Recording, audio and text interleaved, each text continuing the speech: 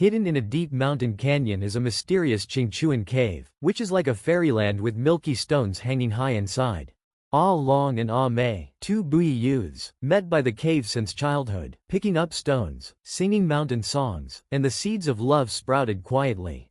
The clear spring running water is clear and clear. The spring side often meets the person in the heart. Their love is as pure as spring water, but they face many tests due to the constraints of clan rules. In the face of the family's obstruction, they chose to bravely resist, even at the risk of defending their love with their lives. In the end, their fidelity touched the cave god and transformed into a pair of golden painted eyebrows, flying towards light and happiness.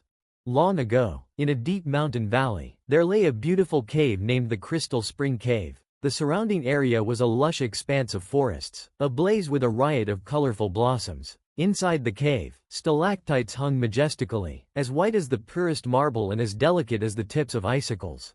In two villages, one on the east and the other on the west side of the Crystal Spring Cave, dwelt two young individuals from a local ethnic community. The young man was named Alex, and the young woman was called Amy. During their childhood, they frequently visited the edge of the Crystal Spring Cave. There, they would collect stones, burn lime, and prepare materials for dyeing cloth at home. As the seasons cycled from winter to spring, over the passage of time, they often encountered each other outside the cave and along the riverbank. The sweetness of those moments nurtured the seeds of love within their hearts.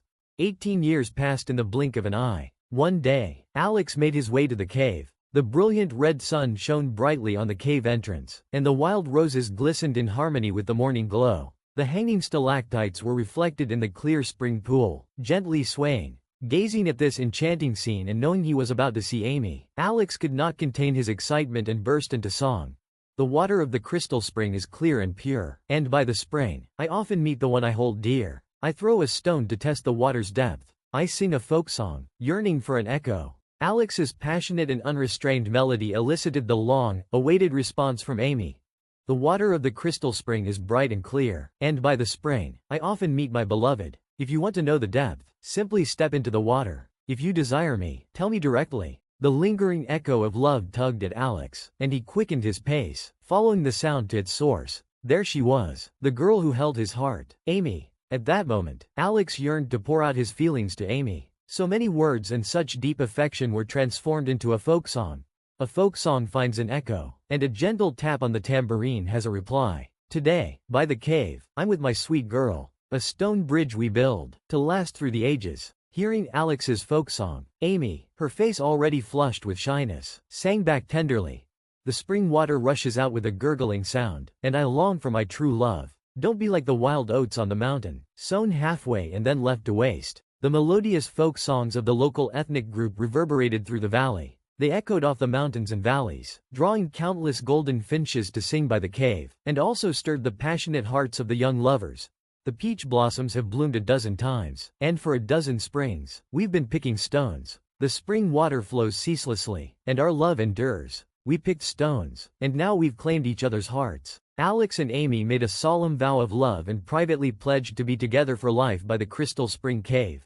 However, their relationship was discovered by the village chief. Since time immemorial, the young people of this ethnic group were free to court one another, but when it came to marriage, the village elders had the final say. Making a private engagement was considered a transgression. The village head sent word to their parents.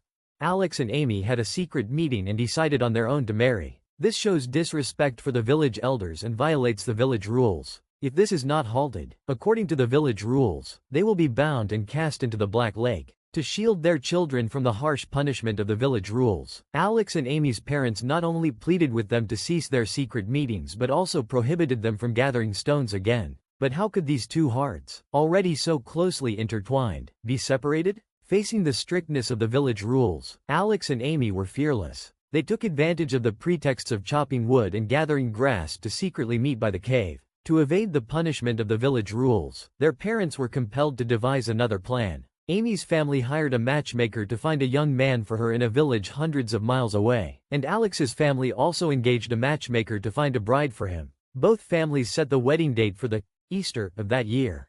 As the day of Easter drew nearer day by day, the camellias and wild roses bloomed more resplendently than ever. But Alex and Amy grew increasingly sorrowful in their hearts. On the night before Easter, Amy retrieved Alex's belt from beneath her tear-stained pillow, and Alex put on Amy's bracelet. Then, they both fled from their homes.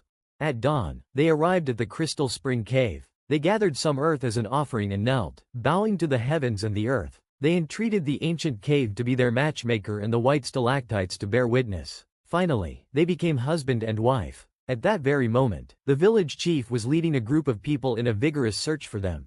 We couldn't live together in this life, but in death, we'll be together. For the sake of their steadfast love and to resist the tyranny of the village chief, this couple, who had met, fallen in love, and married by the Crystal Spring Cave, clasped hands and leapt into the Crystal Spring Pool together.